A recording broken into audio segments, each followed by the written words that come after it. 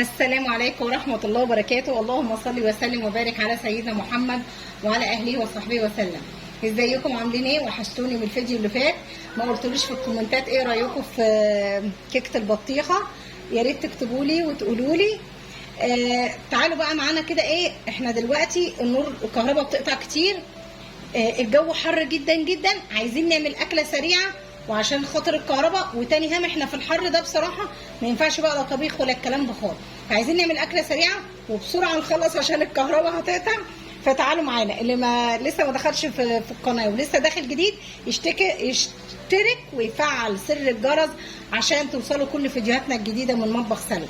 وما تنسوش اللايك الجميل يا جماعه، اللي يحب النبي يصلي عليه افضل الصلاه والسلام ويحط اللايك الجميل عشان ده بيرفع الفيديو. تعالوا معانا كده. هتقولي يا سلوى هتعملي لنا ايه النهارده؟ ايه الرغي ده وعماله ترغي؟ ايه الاكله السريعه وايه اللي مش هتعملي في طبيخ والحوارات دي كلها؟ معانا بوله حلوه كده اهي جميله معايا. بصوا بقى، انا فتحت التلاجة قلت قبل ما النور يقطع عايزين نعمل اكله للعيال. ما العيال مش هتجوع يا جماعه، الكهرباء بتقطع والجو حر. وبعدين حاجه برضو صدقوني يعني برضو حنينه مش هتكلفك كتير. انا معايا مبدئيا اهي ربع كيلو صدور فراخ فرمته، الفراخ نزلت على فكره، فيعني ده ربع كيلو والله جبته كده. ربع كيلو صدور فراخ وفرمته انا، بس يعني ما رضيتش افرمه معاكم. انا بحاول اعمل الخطوات اللي هي لازم اللي انا اصورها لكم، الخطوات اللي انتوا سهل ان انا اقول لكم اعملوها بتعملوها، بحيث بس عشان خاطر الكهرباء. فهنزل كده بالايه، ادي صدور الفراخ اهي فرمتها في الكبه او في كبه الخلاط. يعني مش هتقفي هتقولي ما عنديش كبه، عندك المطحنه بتاعه الخلاط، انا كنت بطحن فيها والله. ادي تمام كده، قولوا تمام. معايا جبت بصلتين حلوين قد كده، حلوين يعني لو بصلايه كبيره ماشي، بصلتين، قرن فلفل احمر، قرن فلفل اخضر، طماطمايه، وقمت ضرباهم في الخلاط بشويه ملح ومصفياهم. اساسي لازم تصفي البصل والفلفل عشان بيبقى فيه ميه. وجبت فصين توم هرستهم، يبقى دي ايه، ادي المكون التاني. طبعا هتقولوا ميه البصل نرميها، لا مش هرميها اهي، ميه البصل اهي، ميه البصل زي ما بقول لكم عشان انا عايزاها. تمام. معايا بقى يا جماعه الايه، معايا التوابل الحلوه ديت اللي هي مش توابل كتير ولا حاجه.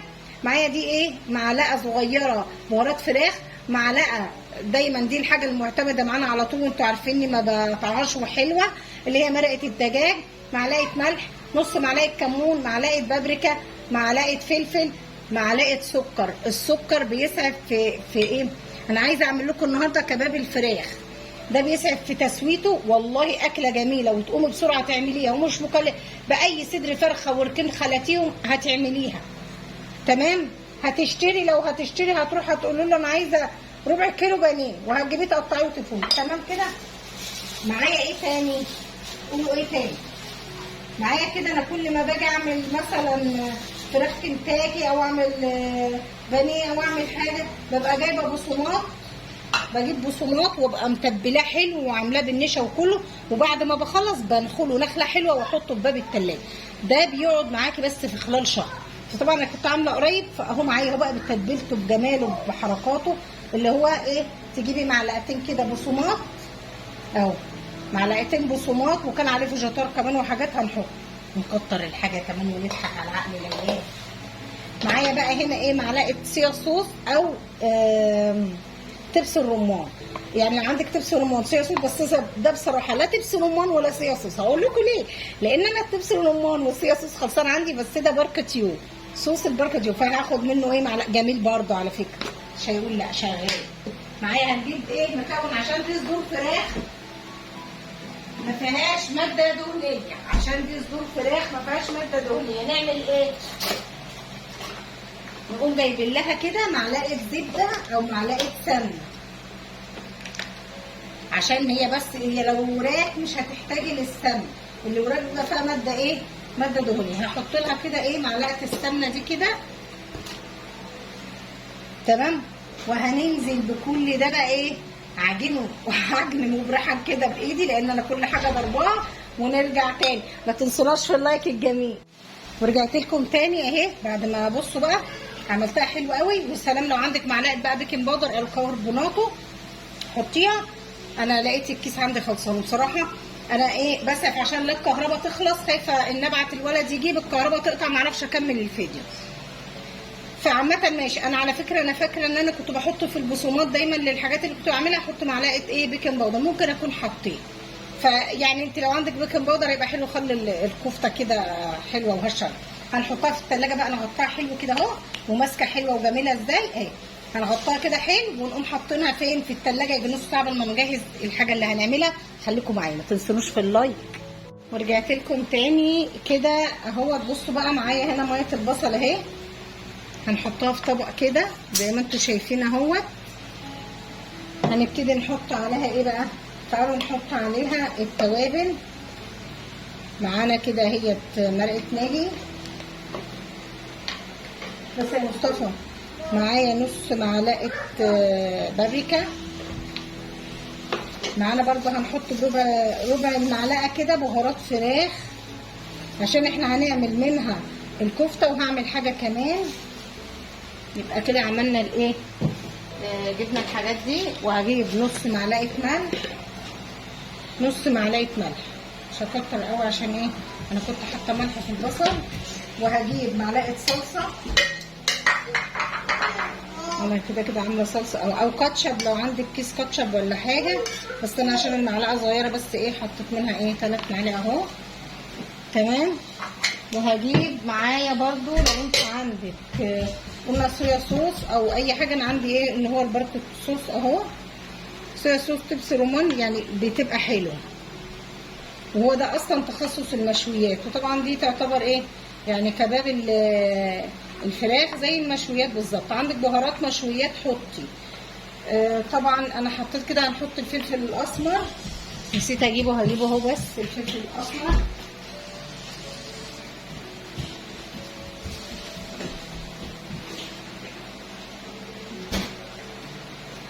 معانا كده برضو. هناخد ايه نص معلقه فلفل اسمر وخلاص على كده، مش عايزين حاجه تاني كده حلوه قوي.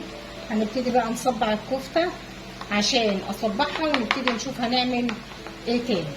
بس انا هوريكم برضو هنصبعها ازاي واكمل الكميه. بس هجيب بس حاجه اضربها بقى كويس قوي اهي.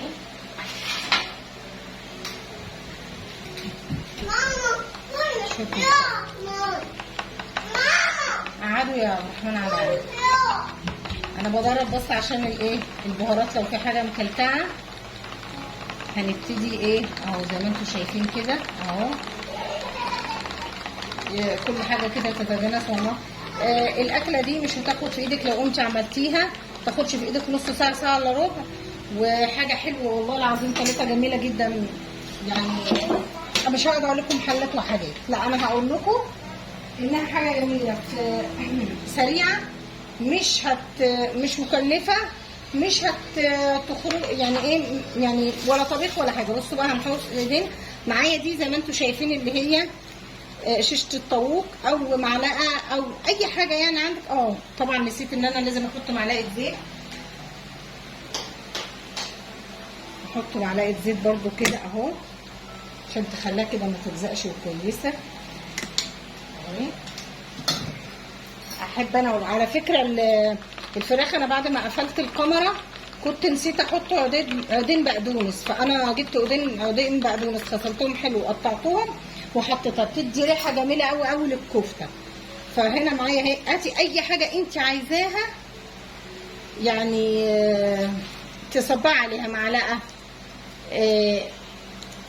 اي حاجه لها حرف عندك. الشيش طاووق هنجيب السياخ لو عندك السياخ. انا مش عايزاها كبيره قوي بصراحه، انا هنعملها كده اهي زي ما انتم شايفين، وابتدي اديها الشكل اللي هي ايه شايفين التغريزه دي اللي هي بالصبع كده واهي. بصوا بقى اهي اللي عارفين اللي هي الفتحه دي بقى بتخليها هشه كده وحلوه. هنبتدي نحطها هنا كده. هعمل الكميه كلها وارجع معاكم عشان اقول لكم هعمل ايه تاني. يلا كده اللي وصل معانا كده يا جماعه لغايه دلوقتي في الفيديو يحط اللايك بتاعه والكومنت الحلو ويصلي على النبي كده عليه افضل الصلاه والسلام وايه، ونرجع مع بعض تاني. وكده انا طبعا خلصت صبعت الكفته، حطيتها في الفريزر بس تجمد شويه. معايا هنا بقيه زي ما انتم شايفين اللي هو ميه البصل بالتوابل اللي احنا عاملينها. معايا بطاطستين. انا النهارده عايزه اعمل معاكم الوجبه كلها كامله متكامله. قبل كده كنت اعمل حاجه بس، لكن هي دي عشان سريعه جدا، وعايزه اوريكم يعني تنسقي الوجبه ازاي مع بعضها وتعمليها. فخليكم معايا 2 بطاطس. هنعملها ايه يعني؟ بصوا هقطعها كده اللي هي اهي يا دوبك الشريحه، يعني يكون قطرها كده نص سنتي زي ما انتم شايفينها كده اهي. البطاطس ديت انا هعملها طبعا. انتوا هتدخلي الكفته الفرن هتحطيها معاها في الفرن، لكن احنا مش هنعمل الكفته النهارده في الفرن، احنا هنعملها النهارده على البوتاجاز، وهوريكم هنعملها ازاي. وهنعمل البطاطس دي مش هنقلب زيت طبعا، مستغربين؟ لا مش هنقلب زيت خالص، وهنعمل حاجات مشويه حلوه كده زي ما قلت لكم. انا حابه ان انا اعمل معاكم الوجبه كلها.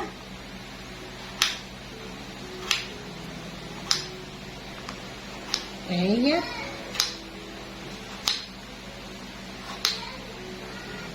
تمام كده اهو. هي دي جت طويله شويه، ممكن نقطعها احنا يعني لو عايزين نعملها يعني طويله قوي كده نعملها حتتين هنعملها. لو وصلت معايا لغايه دلوقتي في الفيديو حطوا اللايك. في ناس يعني بلاقيكم بتجيبوا المشاهده بس مش عارفه ليه بتستخسروا يا جماعه تحطوا اللايك. طب ليه؟ طب وانتوا بتسمعوا كده حطوا اللايك بتاعكم. بصوا بقى انا هنعمل ايه بقى في البطاطس دي. يعني انا مش جايه اقول لكم هخرطها ازاي ان انتوا صغيرين، لا طبعا. بصوا بقى معايا هنا توابل بطاطس. انا بجيبها حتى لما ببقى محمره بطاطس بجيبها كده وارشها عليها، مش هدي كتير قوي اهي توابل البطاطس. وهنزل عليها بمعلقتين 2 بس من الصوص ده اهو، هركنها بس شويه صغيرين، هتاخد وتدي في الصوص ده لغايه ما تيجي تخشوا معانا على البوتاجاز، عشان هنعمل كل حاجه بقى على البوتاجاز واحنا واقفين كده، مش هتاخد وقت ان شاء الله.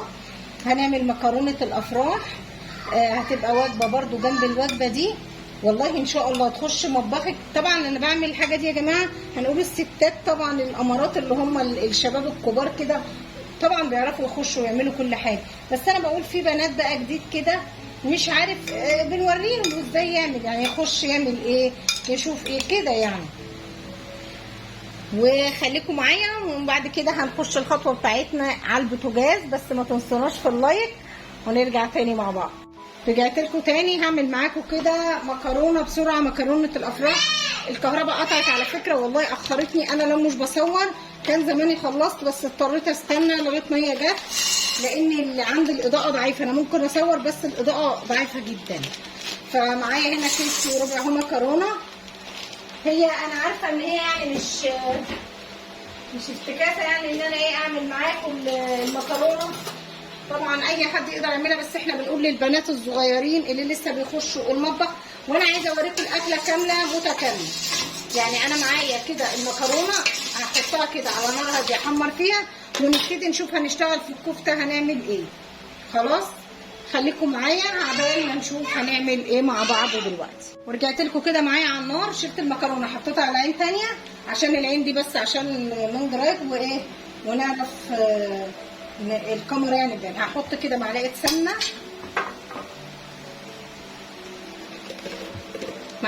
كده، وهعمل لها شويه زيت. جريل على النار بقى، عندك طاسه، عندك جريل، اي حاجه عايزه تحطيها على فكره في الفرن ماشي. بس انا حابه ان يعني بسهل عليكم ان احنا اما بنولع الفرن في الفتره دي صراحه الشقه بتبقى حر جدا جدا جدا من توليع الفرن. فاحنا دلوقتي انا عايزه اعمل كل حاجه كده وانا واقفه على البوتاجاز كله مع بعضه كده تمام. معايا هنا اهوت، قلنا صينيه او جريل اي حاجه مش هتفرق تمام اهو. معايا بس السمنه كده تسيح مع شويه الزيت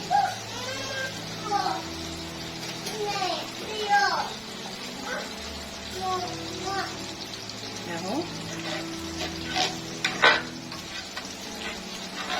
هبتدي انزل بقى بصوابع الكفته بتاعتي اهي.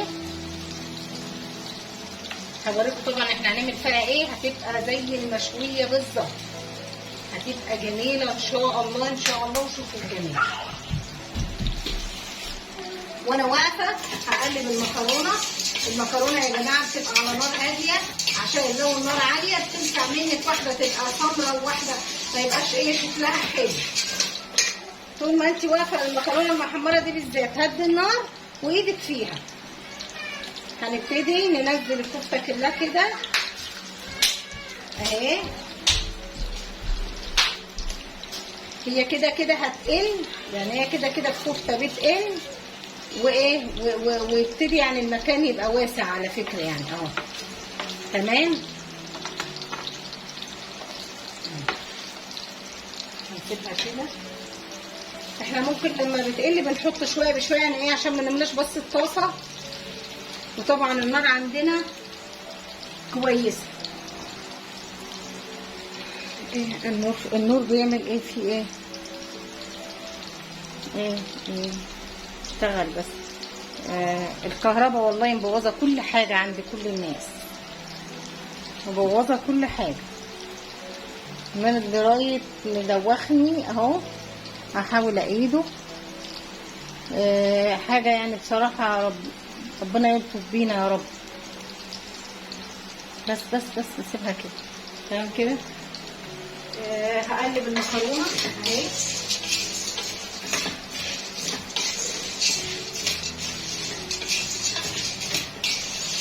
كل ما تبقى ايدك في المكرونه بتبقى ايه بتاخد لون حلو.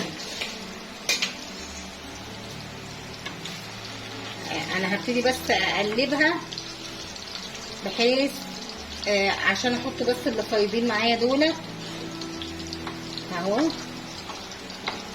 وطبعا احنا لسه الكفته مش حكايه ان انا اقلبها واسيبها في الطاسه بس يا بنات، لا طبعا هوريكم هنعمل ايه.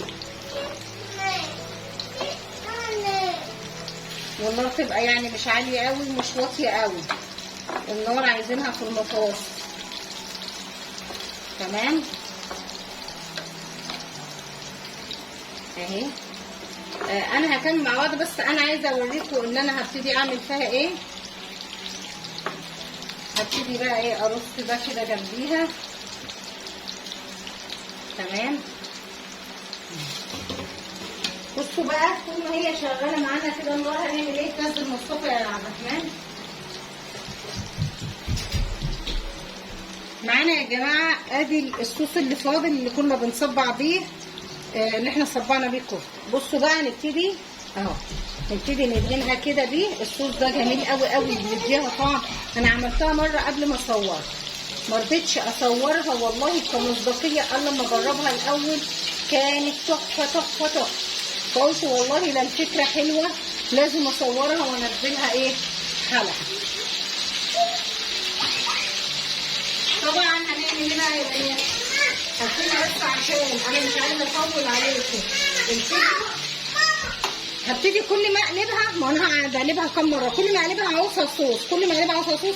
بس ايه يعني انا مش عايزه اطول عليك فيديو. هرجع تاني معاكم وهي على النار برده تكون خدت لون وقلبتها ونحط الصوص تاني. ما تنسوش اللايك بقى. رجعت معاكم تاني. طبعا انا عماله اقلب الجريل عشان النار بس توصل له. شفت انا قلبتها تاني اهو. هبتدي اعمل ايه بقى. طبعا انا ايدي في المكرونه على طول عشان هنشوف هنعمل ايه. هبتدي برده بالصوص ده اهو. الصوص ده حتى يخليش النار تلسعها، يخلي دايما النار تبقى هاديه عليها بحيث انها تستوي اهو. شايفين كده اهو. تمام اهو. الصوص ده بيرجعك حته تانيه خالص بصراحه. هبتدي اقلبها تاني واعملها كده اهي. تعالوا معانا كده اظبط المكرونه بس اهو. المنجرات مش عايز يجي معايا او زي ما انتم شايفين كده. بصوا هعمل ايه بقى. هبتدي معايا بصوا بقى صلصه، معلقتين صلصه اهي. هننزل بيها للمكرونه بعد ما قلبتها وانزل لها بالملح بتاعها اهو. تمام. وهنزل بشويه مرقه دجاج اللي هي بودره بتطعمها قوي بتخليها جميله جدا. وعايزه انزل بشويه صوص من ده في كل حاجه هيبقى جميله قوي قوي قوي. غاليه ميه على البوتاجاز. عندك شوربه ماشي، ما عندكيش شوربه بس اجيب حاجه تديها. هبتدي ازيدها بقى انا بالميه اهي، مع ان البراد سخن جدا اهي. دايما المكرونه بتبقى عايزه الشوربه تغطيها يا بنات، ماشي اهي. بس عشان المعلقه وقعت اللي انا وهغطي عليها واسيبها واخلي النار متوسطه كده. هغطي على المكرونه واسيبها واخلي النار متوسطه، ونرجع تاني عشان نشوف هنعمل ايه في البطاطس بتاعتنا. رجعت لكم تاني، انا كده خلصت، عملت طلعت معلش انا بسعى في الوقت عشان النور هيقطع. طبعا انا قمت مطلعه الكفته خلاص بتاعها وطلعتها، عملت مكانها البطاطس. هنبتدي بقى ايه نعمل الفرشه اللي هنحطها تحت المكرونه، اللي هنحطها تحت الكفته يا مصطفى. بصوا بقى انا بعمل لكم حاجه تبقى زي المطاعم، يعني الولاد يحبوها. مش هعمل بقى كفته وخلاص وهقدمها كده، لا انا بصوا والله بحاول ان انا ايه اعمل لكم. مصطفى بصوا اهو، انا بوريكم بس هنقطعها اجنحه ازاي. ونبتدي ناخد الحاجات دي كده في الطبق اهي. عايزين يعني احنا عايزين كده نفرفر عايزه اقول لكم هعمل فيها ايه. معايا هنا زي ما انا اللي هي برده شويه بقدونس على شبت اهو. دي الفرشه اللي تحت الكفته، يعني انا مش مهتميه اقطعها كبيره صغيره، مش فارقه، ماهيش في سلطه، بس بتتاكل برده مع الكفته بتبقى جميله جدا جدا. ليه بقى؟ لان احنا هنديها من الصوص بتاعنا الجميل. الصوص ده هو بصوا بطل الاكله النهارده اهو، تمام كده. هو فيه طبعا كل حاجه. هنبتدي بقى نعملها كده. لو عندك شويه سماق يا سلام بقى، السماق ده بس فعلا خلصان من عندي. بس كده هبتدي بقى عشان نجيب ايه نغرف مع بعض ونجهز، عشان كده خلاص الولاد جاعوا، فخليكم معايا عشان ايه نخلص بقى اخر لقطه. ورجعت لكم تاني بعد ما خلصنا. شايفين الجمال؟ ادي مكرونه الافراح سخنه طالعه على نار كده، الولاد مستعجلين. معايا جبت البصل اللي انا عملته بالخضار والصوص، فرشته في قلب الرغيف.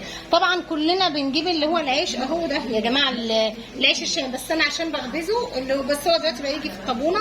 جبت رغيفين فتحتهم وحطيت في قلبهم زي ما انتم شايفين كده، حطيت في قلبهم البصل بالخضره، وقمت حاطه البطاطس. ودي بقت وجبه. ايه رايكم بقى مع طبق سلطه؟ بس انا بسعد بسرعه عشان الوقت اتاخر وخايفه الكهرباء تقطع تاني والجو حر جدا، ما خدتش وقت. الكفته طعمها تحفه والله العظيم ثلاثه، طعمها كده خيال. مش عايزه اقول لكم الولاد بيخطفوها من ورايا، فعايزه ايه بسرعه انهي الفيديو قبل ايه عشان ياكلوا. اتفضلوا بألف هنا معانا. عايزاك اقول لكم بالله عليكم ما تنسوناش في اللايك والكومنت الحلو عشان ترفعوا لنا الفيديو والقناه تعلى بيكم كده يا رب ان شاء الله، ومع فيديوهات اخرى باذن الله. السلام عليكم ورحمه الله وبركاته.